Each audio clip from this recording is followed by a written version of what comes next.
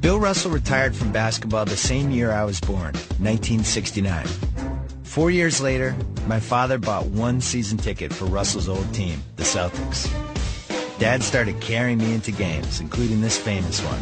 Garherd turnaround shot in the air. It's good. It's tied again. I don't believe it. 2 years later, Dad bought a second seat just in time for the unforgettable Larry Bird era. Now there's a steal by Bird. Underneath the DJ. So really, I grew up in the Boston Garden. My own basketball book in 2009, I tried to make amends. I spent an entire chapter proving that Russell was better than Wilt Chamberlain, which he was. Bill Russell was the best offensive player ever, and the best teammate ever in any sport. He was also one of the most socially conscious athletes we've ever had, a proud African-American who fearlessly discussed civil rights during a truly frightening time. I never thought Bill Russell got his just due, either as a basketball player or a human being. Eventually, I decided I just had to meet him. I flew to Seattle, and I stopped by Mr. Russell's house.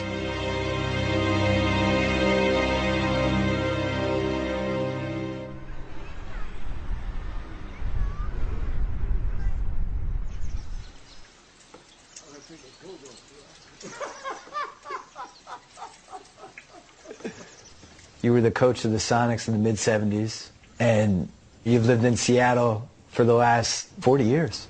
I bought this house in '73. I remember, because we had season tickets, I think, from when I was 4 years old on. You would come to some of the games, and it was like, just the way people reacted was kind of amazing. And I never saw you play, obviously. I was born the year you retired. Well, can I tell you something? You didn't miss a thing. I think I did. I remember I was at a Celtic game, and some older fan came up to me and was like, if you ever read a basketball book, you got to defend Russell. He was the best player ever, ever. I agree wholeheartedly that this is the greatest player to ever play the game of basketball, Bill Russell. We came down here, and part of what we wanted to do was like look at all the stuff that you kept and keep my word to my father. My father was my hero because when my mother got sick and she knew she was dying, she asked him to promise her that he would send her boys to college. We buried her in Louisiana. And while we were down there, she had 5 sisters. And so they would decide who was going to take me and who was going to take my brother. And my father says, I'm going to take them both back to California with me. And they said, man can't raise kids. He says, I promised their mother I would try. And so he had a business. And he was making a lot of money. He went back to Oakland, he sold the business. And he started to work in the foundry for $42 a week, which was about half what he had been making before in his business. And he sacrificed so he could be home every night to be a good parent. I was never afraid because I knew that he loved me. And he never let me down. So how many times did he come see you play? He used to come back to the playoffs. You know, when I got that big contract, I called him up and I says, Dad, you don't have to work anymore. He says to me, I don't want your damn money. I got my own money. I says, but you work in the foundry. You've been working there since I was 12. That's a terrible job. He said, listen, son, I've given these people 30 of the best years of my life. Now, I'm going to give them a few of the bad ones.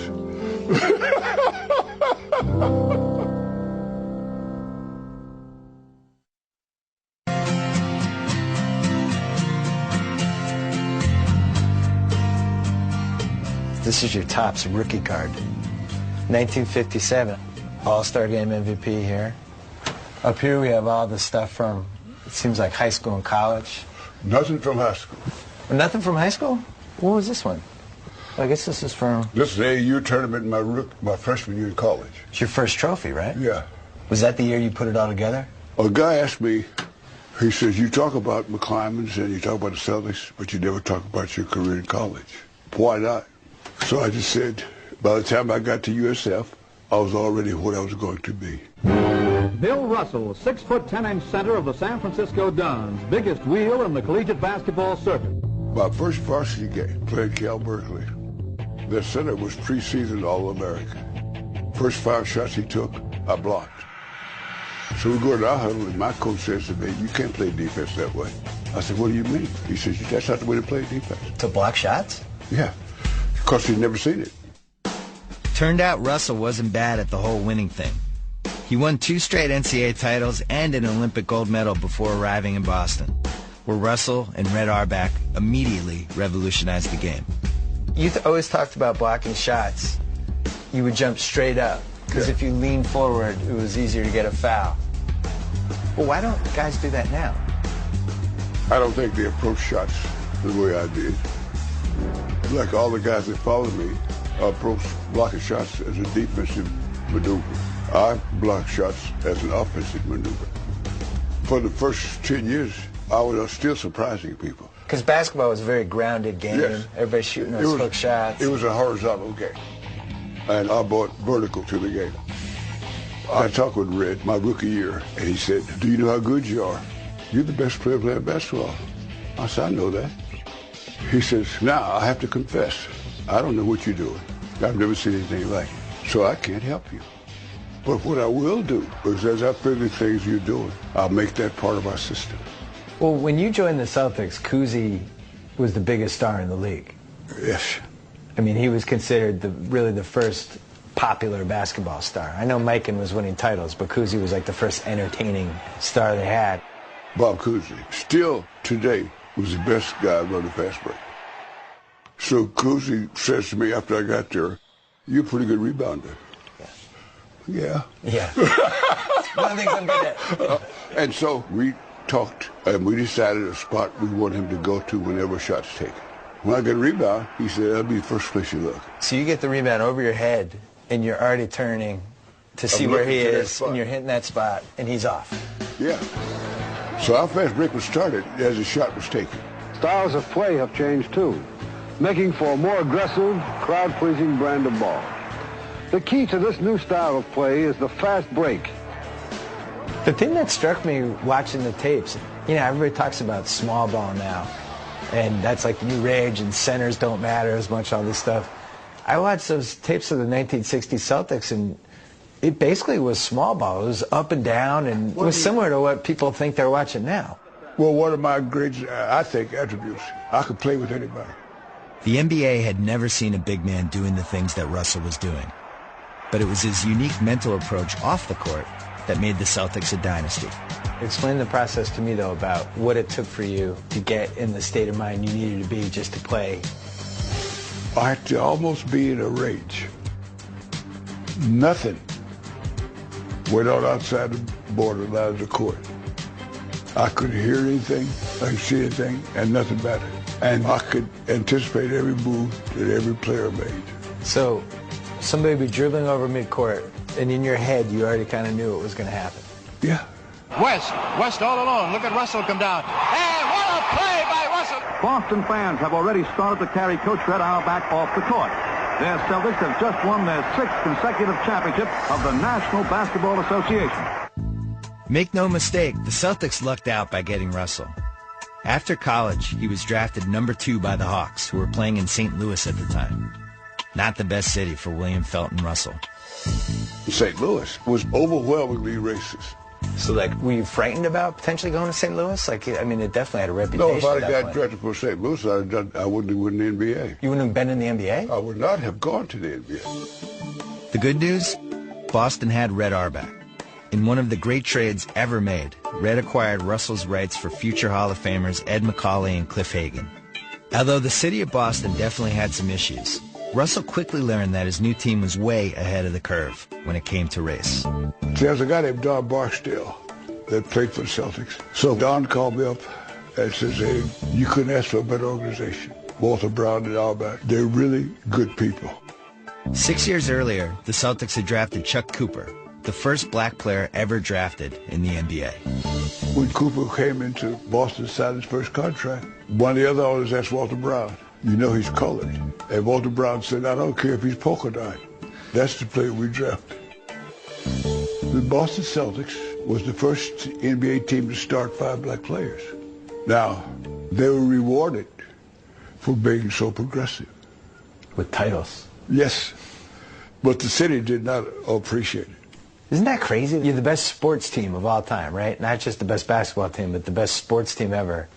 And during the regular season, you guys are getting 8,000 fans a game. And at the same time, hockey was selling out, right? Bobby Orr and those guys, they're selling out every game. Line up. Now program. We did a survey about what we could do to improve attendance. Over 50% of the responses says too many black guys. So the Celtics, to me, were a blue team in a sea of red. What does that mean? That means that there was really no connection for me between the fans in Boston and the Boston Celtics. I remember when Kuz retired, a guy walks up to me, I was in Boston, the guy says, "What are you guys going to do now? You don't have Kuz to carry you." So I said, "Well, it'll be difficult. We got to make an adjustment. But do yourself a favor and find out who the MVP in this league was the last 3 years." The red-hot Boston Celtics look almost unbeatable as they take aim on another title. Big Bill Russell, number 6, is one of the men responsible for their phenomenal play. Big Bill was last year's most valuable player, and he's just as great this season. Now, you take the MVP trophies. I won 5 times. I think we have all 5 right there. I never finished any higher than 3rd leading scorer on my team. But you're always second in assists. You're always first in rebounds. And then they didn't keep track of blocks, which was the big tragedy of your career statistically. That's not a tragedy. Well, it's sad. I mean, we use statistics now to measure everything. See, it's not sad to me. It's sad for me. I wrote the book. I wrote a 700-page basketball book. I was trying to figure out how to put what you were doing defensively in context. There was no way to do it. I mean, there's been nobody like you since. Folks tell me, say, you're the greatest defensive player. I said, most of the guys I played against found me very offensive. You always need the best to bring the best out in you. So I was always fortunate to have to know that I was going to play Chamberlain. From 1959 through 1969, they played each other an astonishing 142 times. From day one, Wilt Chamberlain was a Goliath, the greatest individual performer the game has ever seen. There will be a period of orientation for me, of course, like it is for every newcomer in the NBA, but I think in the long run I'll be able to handle myself man-to-man with almost anyone in the league. For me, there's no debate. Russell's teams won 2/3 of their games against Wilt's teams. Russell's teams finished 16-2 in elimination games and 10-0 in Game 7s. Russell's teams won 11 titles. Wilt's teams won 2. Russell even won 5 MVPs, with 4 coming at Wilt's expense. He's the greatest winner of all time, and it's not close. Let's talk about these MVPs. I think you said 62, which is all the way down here, that was your favorite one because that was your Wilt averaged 50 points a game, and Oscar had the triple-double, but you were the MVP. Well, we won more games. I mean, it wasn't close. We won the Eastern Conference by 12 or 13 games. Wilt's 50, did you feel like that's something he could have done every year? No, that's special. That's once in a lifetime. In fact, I told him, I said, Wilt, I think I'm the only guy on this planet that knows how really good you are. Because he was smart on top of everything else. Yeah. He was the smartest guy I played against. When I was a rookie, Wilt was a freshman in Kansas. We played a Sunday game in St. Louis. And he drove to St. Louis from Kansas and looked me up, and we spent the day together on Saturday. And you'd never met him before that? No. On Thanksgiving, because we played Philly, Boston all the time, sleep in my bed, eat the food, sleep in my bed, and go out there and whip my butt. You understand? And my mother would say, "No, Will, we shouldn't feed Bill so well the next time." Whatever. But yeah, well, okay, you're right now. We're gonna do something about that. You understand? People seem to think that your friendship with him helped you a little bit competitively because he liked you so much. That's a crock. Do you know what the NBA rebound record is? It's 55 rebounds by Wilt Chamberlain. You know who the other center was that night? It was Bill Russell. Now, how's that taken easy? Well, after he got in the league, folks were trying to compare us. I decided that I will never change the way I play for the Celtics, to try to play to match him. I wrote a chapter in my book about you and Chamberlain and some of the perceptions that have emerged since you guys finished playing. And one of the things that almost seemed a little bit of a myth to me was that people say you always had better teammates than him, which wasn't necessarily true for about half of those seasons. He played with some good guys. And we talked about that one time, just once. After you played or during? Long after we played. He said that that was not true, simply because his teammates had to feed him, and I fed my teammates. And the thing that you did was you were able to adjust to whoever your teammates were. My adjustments were always, what will I have to do to make sure we keep winning? Bill Russell, 30 points and 40, I repeat, 40 rebounds. You get the 10,000 point basketball here and the 20,000 rebounds. I don't think anyone's getting 20,000 rebounds again. I'm going to say I think you and Wilt were the only two. I think that's it. He called me up one day. Sports Illustrated had a cover and said, "Is Dennis Rodman the best rebounder ever?" Oh, God. And Wilt was so annoyed. And I cleaned it up saying annoyed. So he calls me up and he asked me, did I believe this bleep? And so I said, well, I don't pay attention to that. He says, I had more rebounds a quarter than he had a whole game. In the 60s, Wilt was just picked apart more than any athlete. Why doesn't he do this? Why does he only care about numbers? Did you think it was fair? Well, I'll tell you one thing. I never did any of that foolishness. You never said one thing. Is it true that you always wanted $1 more than Wilt? Or that was the end? That's just one time. What happened was, Red and I was sitting there at dinner, and one of the waiters came and said, "Did you hear about Wilt? He just signed a contract for $100,000. Oh, good. Good for him. Yeah. Good for you. Yeah, I says, Red, you know what I want, don't you? He said, what? I says, I want $100,000 and $1. He gave it to you. Kicking and screaming, he gave it. He must have been miserable. That's all it is. The man has 11 rings and 10 fingers. Now, I asked him, hey, Bill, why not let me have one of those rings that you can't wear? You understand? You know, and he gave me that cackle of his. So I said, well, maybe I'll give you a finger then. So I gave him the old finger. So he can have a chance to use that 11th ring he has. As the 60s go along, you become the ultimate winner and the ultimate teammate. And Wilt is this guy who had all these records, but we all know winning's the only thing that matters. Did you feel like he was starting to resent you at all, like the way that people No, I don't think about so. I don't think so at all. I don't think either one of us ever resented the other guy. Chamberlain can't move. He really twisted that knee. Game 7 in the '69 finals, Wilt got injured in the second half. He ended up playing. And this could be a big factor in the closing minutes of this game. And for the first time, you were critical about him. What happened was I was speaking in a college in Nebraska, I think, and there was a reporter and the guy there with the students. Oh, and you didn't know there was a reporter there? And he says, you wouldn't have won if Wilt hadn't got hurt. And I was annoyed. And I said, if I got hurt and so I couldn't play, they'd have to take me straight to the hospital. And you guys didn't talk for years? Yes. But a couple of years later, I had a chance that we were alone. I looked him in the eye, and I said, I apologize. Wilt Chamberlain died today at his Bel Air home of an apparent heart attack. The Big Dipper was 63 years old. I'm unspeakably injured by what happened the last few days. This was an integral part of my life and a good friend. Wilt and I were not rivals. I tell people that, and they say, what are you talking about? We were competitors. You see, in a rivalry, there's a victor and a vanquished.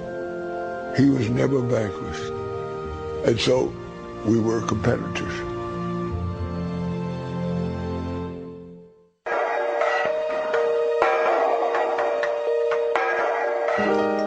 So when we came down here, we noticed You had some stuff framed. I just want to know, like, why you picked these One of my photos. wives did that. Oh, so it wasn't you? Oh. All right. But there has to be some rhyme or reason. Like, what about the Sportsman of the Year, 68, such a tumultuous year in American history? Well, the reason that was important was it had nothing to do with basketball. Yeah. It had to do with being an athlete with social conscience. You are a superb athlete and have intense pride in that, but to be judged on other things, too. Yes, you know, it's something that says we see you as a man. Rather than this is an athlete or a performer, this is a man. And this is what this award means to me. In 1967, Muhammad Ali risked his career by refusing to be drafted to fight in Vietnam. America's finest black athletes stood by him, with Bill Russell leading the way. Look at some of the personalities from that decade. You and Ali and Jim Brown and Kareem, like, these are some of the most thoughtful athletes ever, and you're all there at the same time. We came out of friendship to Muhammad Ali. And I know that we wanted to find out from him. You know, you read the papers, you see on television and all this kind of stuff, what is going on. What I did, or tried to do, was support all these guys. And you were also the first African-American athlete who was outspoken and talked about stuff that really nobody was talking about in the 60s. Like, you were the first one. Do you think that you will get some white kids to play basketball with Negro kids? I think so. I don't see why not. My kids play with white kids, and nobody got hurt yet. Jackie Robinson was a hero to all of us. Yeah. And I don't know if you know that I was pallbearer at Jackie Robinson's funeral. And I had enormous respect for him. But my attitude was that Jackie took us from point A to point B. And I want to go from point B to point C. It was my inheritance from Jackie to do things, to seize that opportunity. Go back to my childhood, when we first moved into the projects. My mother was unpacking, and I was sitting on the steps, and these 4 kids ran by, and one of them slapped me as he was going by. So I did what 9-year-old kids do. I went home and told my mother. I went upstairs and told my mother, that guy hit me. She grabbed the house keys and grabbed me, and we went all through the projects looking for those guys. And she said, these the guys? I said, yes, ma'am. Well, you're going to fight every one of them one at a time. There was 5 of them. I lost 3 and won 2. And so I go home crying, and she says, don't cry. You did what you had to do. You have to stand up for yourself.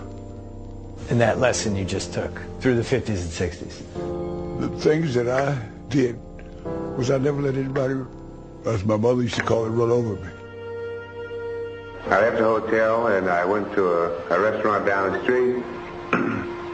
And the proprietor asked me what I wanted. I said, this is a restaurant, isn't it? I'd like to get something to eat. He told me no. We played a game, and we were booked to play a game in Lexington, Kentucky. Casey went down to the restaurant in the hotel we were staying, and they would not serve him. I decided, and the other guys decided to go along with me not to play. So I told Ray we were leaving. I said, because it's important to me that everybody everywhere knows that the black players decided they'll stand up for themselves. And that was it? Yeah. Although one of the newspapers in St. Louis wrote that the black players embarrassed the Celtics and they should be suspended and fined. Martin Luther King Jr. was killed tonight in Memphis, Tennessee, shot in the face as he stood alone on the balcony of his hotel room. We were talking about 1968 and when Martin Luther King got assassinated. What do you remember now? It's been almost 45 years since that happened. Well, you know, I had met him at the March on Washington. And you were there for the I Have a Dream speech? Yes, yes. In fact, I was invited to go on the stage, but I respectfully declined because they had been working on that for more than a year, and I hadn't done anything. And I didn't think it was right or fair to me go up on the stage and say, see, I'm one of the guys. Yeah. And so I sat in the first row. So you get the news that he's been killed, You're about to play the Sixers in the '68 playoffs. Well, they asked us, do we want to call the game off? And someone pointed out that 12 or 13,000 people on the streets with emotions off the chart. And if we play the game, they'd give the folks a chance to cool down. And that's the reason we had the game. So you're glad you had the game in retrospect. It seems like it was the right idea. I don't know. I don't know how I feel about that. We did what we thought was right at that time. President of the United States said in 40 years he thought a Negro could be elected president. But when the atmosphere is as it is today, it won't happen for 400 years. A few young people here that would like to be president of the United States. If you'd like to, don't give it up. You don't have to give it up. Because in spite of everything, I want you to remember one thing. You can do anything that you want to do, if you want to do it bad enough. Thank you very much.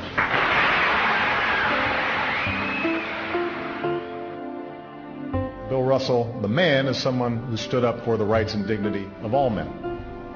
He marched with King. He stood by Ali. When a restaurant refused to serve the black Celtics, he refused to play in the scheduled game. But he kept on focusing on making the teammates who he loved better players, and made possible the success of so many who would follow. You received the Medal of Freedom, which is the highest honor that an American citizen can get. I feel honored to be on the same stage with the president. All the stuff you fought for in the 60s and then it leads to that moment. That's very cool, too. That's what he said to me. He said, thanks for the inspiration. He said that I was one of the reasons he was able to become president, because I elevated the standards of behavior for black folks. Here he is, the new coach of the Celtics. The best to you. Thank you. You haven't seen this, by the way. We borrowed this from the Hall of Fame. This is the whistle that Red gave to you. Yeah. Is that right? Yeah. Auerbach retired from coaching in 1966, naming Russell his successor, the first professional black coach ever. Everyone thought it was a groundbreaking moment. Naturally, Russell disagreed. If he had mentioned that I would be the first African-American coach, I told him where to shove that. Right, because you didn't care about that. No, I sincerely felt I was the best person for that job. In fact, I didn't even think about it until the press conference when we announced it. As the first Negro coach of a major league sport, can you do the job impartially without any racial prejudice in reverse? Yes. How? Because the most important factor is respect. And basketball respects a man for his ability, period. When you took over as the player coach, it was a little different of a league than it is now. Now these teams have 7, 8 assistant coaches. It was basically you were just the coach. Did you even have an assistant? No, I did not have an assistant. He has been tremendous in getting us up for ball games. And Don, he's a little bit tougher than Red. Pat Riley always talked about when you win a title, everybody wants more. Guys want more money. They want more minutes. Well, it's hard to keep a team together. Yeah. So how did you guys do that? Some of it had to do with you and the fact that you were so unselfish. Well, I saw John Havlicek one day sitting there. I said, what's wrong with you? He says, nothing that $3,000 won't take care of. I said, what are you talking about? He says, well, Red browbeated me into signing his contract, and I wanted more money. But you know how Red is. So I go to Red. I said, what'd you do to John? John Havlicek is my best ball player. He gets it out deep, and Havlicek steals it. Over the sand goes. Havlicek stole the ball. Bill Russell wants to grab Havlicek. He hugs him. So I said, Red, here's what I want you to do. Give him the $3,000 that he wants. I said, but I don't want you to tell him that I told you to do that. He said, why not? I said, well, Red, I'll be gone long before John. And I want his loyalty to be to the Celtics, not to me. In Russell's first year as player coach, Boston's historic run of 8 straight titles abruptly ended. Not only did Wilt finally beat the Celtics, Philly's crowd buried them. Prematurely, as it turned out. The next spring, Boston rallied from a 3-1 deficit to beat Philly, eventually capturing Russell's 10th title. So much for Boston being dead. By 1969, Russell had secretly decided he was done. This would be his final season. For the 6th time that decade, Boston faced the Lakers in the finals. This time, the creaky Celtics were heavy underdogs. The Lakers didn't just have Jerry West and Elgin Baylor. Now they had Wilt Chamberlain, too. Uh-oh. Fittingly, it came down to a Game 7. The Lakers had home court advantage. The Celtics had Russell, somebody who had never lost a Game 7. I can't help but wonder, how do you feel about going into another 7th game, this time on somebody else's floor? We've done it before. Everybody thinks you guys are like the old fart Celtics. You don't have a chance. The Lakers are going to be the new powerhouse. I want to set the game up for you so maybe you understand my attitude. I knew what he was going to say. Even though Russell owned them all decade, the Lakers were so confident before that Game 7, they stuck 10,000 balloons in the rafters to be dropped right after they won. Before the game, Russell found a copy of those celebration plans. You're not going to believe this, but he took it a little personally. I said, if this team played the best game any team in history of this franchise played, they would still lose. I said, it's impossible for them to win tonight. So every time you shoot, I want one guard on this side, near half court, another guard on this side. So it's the old koozie play. Yeah. That's what he's doing there. I said, the key is defense, rebound, and outlet passing. I am the best that ever did that. We're going to run them out of the gym. 80. And Russell shoved it through. We're 17 points ahead going into the last quarter. And then you held on down the stretch, basically. Yes. Right? With Wilt watching the last few minutes from the bench, Russell prevailed over his favorite competitor one more time. The Celtics miraculously celebrated one last title. And no, they never dropped those balloons. And the Celtics, they have done it again. A spectacular finish. At the end of that game, you got interviewed by Jack Twyman, and you literally hadn't told anybody you were retiring. No. I never had to second-guess myself about, well, maybe you could have played another year, or maybe you should have retired a year earlier. I played just enough games. Not one too many, not one too few.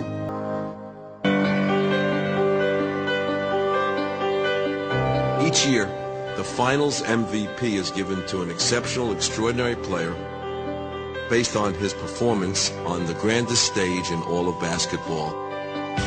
This award will henceforth be named for Bill Russell, the ultimate champion and true legend of the game. I want to talk about this trophy because they did not hand out the NBA Finals MVP until 1969. That was my last year. Right. And that's the first time they had it, okay? And your team won. And that was the only time that the MVP of the Finals was on the losing team. Jerry West. And I had no objection to him winning it. Well, it's hard to be the most valuable on a team that didn't win. I would think valuable means player that helped the team win the most. I think he averaged around 40 points a game. But your team won the title. But then they ended up naming this after you. Plus you get to go to the final game every year. Yeah, I get a free ticket. You get free ticket, good seats. They get you nice seats.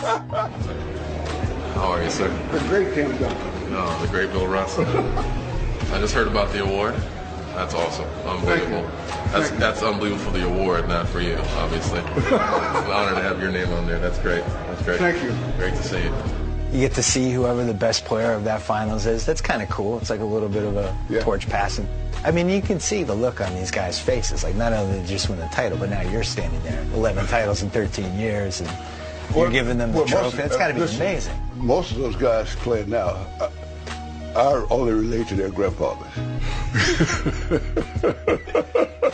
I'm the other number 6. No, you're the original number 6. That's the only reason why I wear this number. What do these guys say to you? What do guys like LeBron and Kobe and the best players now, what are like the most common things that they ask you? Kobe says to me, I read all your books. But I got that because I read your book. Oh, okay. That's how I picked up on it. Okay. And he said the thing that I tried to emulate was you said when you joined the Celtics, the first thing you did was scout the Celtics so that you know how to play with these guys. So he borrowed that from you? Yeah. So you helped the Laker. Right after you retired, everybody started making a lot of money. I'm very, very supportive of that. Well, you guys paved the way in the 60s with all the stuff what you we did. did in the '64 All-Star game, we struck it to start a union. The NBA had high hopes for the 1964 All-Star game, which was scheduled for prime time on ABC. Russell and many of the game's biggest stars had other ideas. For once, they had leverage. They decided to fight for improved player rights. So who was it? It was you and Oscar? Wilt, Jerry West, Elgin Baylor. This was like the first sports labor near strike that's ever happened. We were supposed to talk the day before the game. And it was a huge snowstorm. And so the elders said, well, everybody couldn't get here, so we can't do it. We'll talk to you next year. That was not good enough. So we said, we're not going to play. They said, well, the hell with it. Well, we just want to have a game. But they had their first contract with ABC to televise the first All-Star game. And ABC says, you want us to broadcast your games, you can't get your players on the floor. They wanted that big TV money. So they said, well, if you guys play the game tonight, at the end of the season, they'll recognize the Players Association. You know, when I was researching my book, I was always amazed that I didn't even know that story until I did the research. It feels like that '64 All-Star game and then everything that happened after should have been remembered a little more than it was. Because that day basically paved the way for guys now. Yeah, well, I think it happened in all sports. You basically never played basketball ever again after Game 7 of the 1969 Finals? I didn't play anymore. Not one pickup game, nothing? No. I had one game with my oldest son. Can you tell that story? I took my kids to the Olympics. 1972. Yeah. And he says, I'm playing basketball every day, and I'm running out of competition. Uh-oh. He says, you want to play me one-on-one? Son, I don't play basketball anymore. You scared of being embarrassed? No. Well, I think he's scared. Okay. So we go out to this court. I said, how many baskets? He says, 21. I says, okay. So I got him 19-0. And then I says, now you can score twice. And he says, why? I said, just score twice. So he scores twice, and then I finished off, so I beat him 21-2. He says, well, why'd you let me score twice? I said, for two reasons. One, you can't go away and say that I was so mean that I skunked you. And you could also brag that you scored twice on Bill Russell. And he never challenged you again, I'm guessing. Oh, no. Yeah. Oh, no. So that was it. That was the last time you played. Yeah, that was the last time. An empty court in Munich, Germany against your son. Yes. After you retired from the Celtics, you moved to L.A. for a couple years, which you were a season ticket holder of the Lakers, which I never knew. Weird to think of you going to Laker games. You want to hear a funny story? Yeah. That's absolutely true. They had a ceremony for Jerry West. They had me sit next to Jack Kent Cooke, who owned the team at the time. About a week later, I get a call. Jack Kent Cooke wanted to talk to me. So he says, Bill, I've been thinking about it. What I'm going to do is have you come out of retirement and play for the Lakers. What? So I says, don't you have a guy named Wilt Chamberlain playing center for you?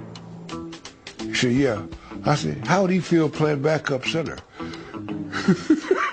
So he actually thought you'd want to play for the Lakers? I said, Jack, I never play basketball again. But if I were, it would only be for the Celtics. Russell did return to the NBA as coach of the Seattle Supersonics. Then he reinvented himself as a television analyst. He'd only return to Boston as a network employee, always seeming like he was disconnected from us. Well, unless he was with Red. Then he seemed like family again. Red, you want to say something? What I want to say is, you know how it feels because you've been here before. Me, I haven't scored a point. You know? But you kind of brought the guys here that scored the points. Well, so you're overpaid. As a Celtics fan, like, it's weird. You're probably in the furthest part of America from Boston. Like, did you ever think of ever settling in Massachusetts or anything, or did you just want to get out after you left? Well, you know how I retired. We won the championship on Tuesday night. And Friday morning, a reporter from one of the Boston newspapers came into Red's office and said, "Are you satisfied with the coaching you had this year?" Oh, God. Red said, "What are you talking about? Just won a championship." Well, there were some reporters did not want a black guy coaching their Celtics. So if I leave the team and Sam leaves the team, it probably will not be that good a team. So the atmosphere in Boston, I wouldn't have survived that as a coach. I mean, do you regret not going to the Hall of Fame or to the when they retired your number? Not one moment. I mean, it's kind of weird to retire your number and not be there, though. In fact, I asked Red not to retire it. So you retire, you've won 11 titles in 13 years.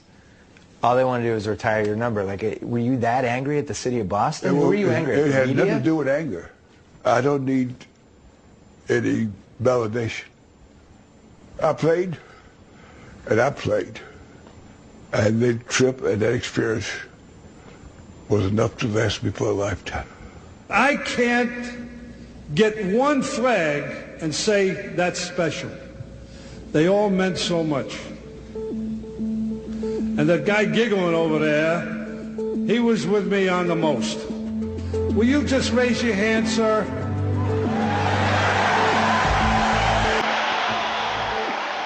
I hope that one day, in the streets of Boston, children will look up at a statue built not only to Bill Russell the player, but Bill Russell the man. Now, a good 44 years after he retired, the city of Boston is finally building a statue in his honor. But for Bill Russell, only one thing has ever truly mattered. Celtics were a way of life to me. A group of people so diverse you cannot imagine, working together day in and day out for a common goal. I thoroughly enjoyed my teammates.